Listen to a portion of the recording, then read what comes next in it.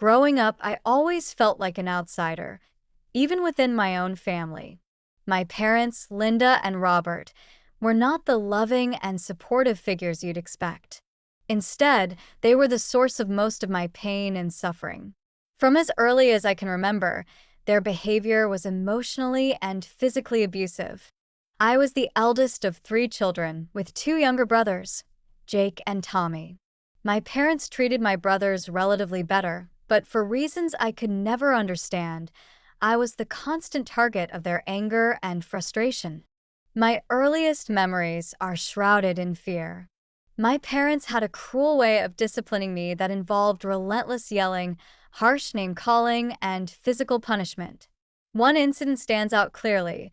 I was 5 and trying to pour myself a glass of milk when it slipped and spilled across the counter. My father, witnessing the accident, erupted in fury. He grabbed my arm and dragged me to the living room, throwing me onto the couch as he berated me for being useless and clumsy. My mother stood nearby, arms crossed, nodding in agreement. It wasn't an isolated event, but rather a regular pattern in our home. School was no sanctuary either. From kindergarten to high school, I was bullied relentlessly. The kids at school quickly picked up on the fact that I was different, that I didn't have the same confidence or happiness as the other children. They teased me about my worn-out clothes, which my parents refused to replace even as they became threadbare. They called me names, pulled my hair, and excluded me from games. I tried telling my teachers, but they either didn't believe me or simply didn't care enough to step in. By middle school, the bullying had escalated. One of the most harrowing experiences was in 7th grade when a group of girls cornered me in the bathroom. They mocked my appearance, pushed me around, and dumped my backpack into the toilet, scattering my books and papers into the water. I was too scared and humiliated to tell anyone, knowing it would only make things worse. High school wasn't any better. The bullying became more sophisticated, more psychological.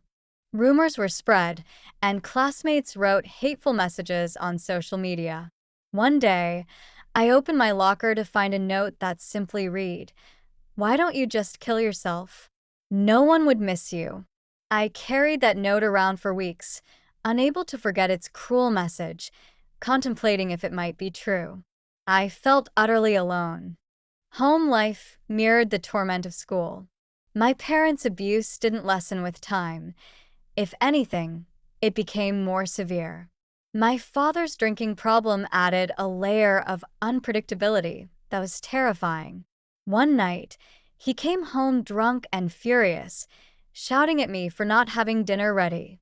When I tried to explain that I'd been at school late and hadn't had time, he slapped me so hard I saw stars. My mother, as always, did nothing but scold me for upsetting him. Despite all this, I somehow managed to get into a decent university. I thought I might finally escape my past and find a way to start over. But the damage had already been done. I was a shell of a person, with no self-esteem and no clue how to build healthy relationships. University was a struggle from day one. I found it difficult to trust people and kept my guard up, always waiting for someone to hurt me. In my second year, I roomed with Sarah. At first, she seemed nice, but soon her true colors showed. She made snide comments about my appearance and habits and invited her friends over for loud parties, knowing I had early classes. When I confronted her, she laughed in my face, telling me to lighten up. One night, she locked me out of our dorm. I had to sleep in the common room, and the next day, she pretended nothing had happened. Despite the hardships, there were a few bright spots. Professor Adams, a kind and perceptive instructor, noticed my struggles and offered extra tutoring. For the first time, someone seemed to genuinely believe in me, and it helped more than he knew. I scraped through my classes and managed to graduate, but I was still haunted by the scars of my childhood and adolescence.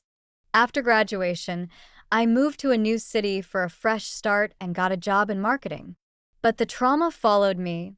manifesting as anxiety and an inability to form healthy connections. I started therapy with Dr. Smith, a compassionate and patient professional who began helping me unpack years of pain. It took several sessions before I could even speak about my childhood. I spent our early meetings staring at the floor while she gently encouraged me to share. One of the most important lessons Dr. Smith taught me was about self-compassion. She asked how I would treat a friend who had endured what I had. I realized I would never blame or belittle them as I did myself. It was an eye-opening moment, the start of seeing myself in a kinder light. Therapy was difficult but rewarding. We used techniques like cognitive behavioral therapy, CBT, and eye movement desensitization and reprocessing, EMDR. The EMDR sessions were particularly challenging as they required me to confront my most painful memories. But over time, I began to notice small changes. I felt a bit lighter, more hopeful. As my therapy progressed, so did my career. My first job was at a small firm where I worked hard to prove myself, though my lack of confidence held me back. Early on, I presented a marketing proposal I'd worked on tirelessly. During the meeting, my boss, Mr. Thompson, interrupted and criticized me harshly. I left the room feeling defeated. Dr. Smith helped me understand that his behavior reflected more on him than me. She encouraged me to stand my ground, and the next time I presented, I was more assertive. With each success, my confidence grew. I began to volunteer for projects that scared me. One of my biggest achievements was leading a rebranding campaign for a major client. It was high stakes and stressful, but when the campaign succeeded, it was a turning point. Mr. Thompson even praised me, marking a shift in how I viewed myself. Outside of work, I rediscovered painting, a hobby I'd loved as a child. It became a form of therapy, a way to express emotions I couldn't put into words. I joined a local art class and met people who, like me, found solace in creating. The friends I made there became part of my support system, showing me that connection was possible. A few years later, I faced a new challenge when my parents resurfaced. I received a letter that filled me with dread. They were suing me, demanding money to support my stepbrother, Jacob, whom I'd never even met. They claimed I owed them for the cost of raising me, a twisted justification for financial exploitation. The court date was set. Walking into the courtroom, I was flooded with anxiety. My parents sat on the opposite side, wearing expressions of smug confidence. Jacob, now a teenager, glared at me with undisguised hatred. My lawyer, Ms. Grant, reassured me we had a strong case, but the fear of facing my parents again was suffocating. The trial was grueling.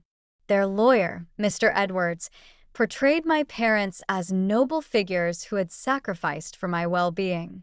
He claimed they were simply seeking fair compensation for their years of dedication. It was sickening to hear, knowing the truth. When it was our turn, Ms. Grant presented evidence of the abuse I had endured, therapy records and witness testimonies that painted a starkly different picture. The week dragged on, each day filled with emotional testimony. My mother took the stand, shedding crocodile tears as she described herself as a devoted parent.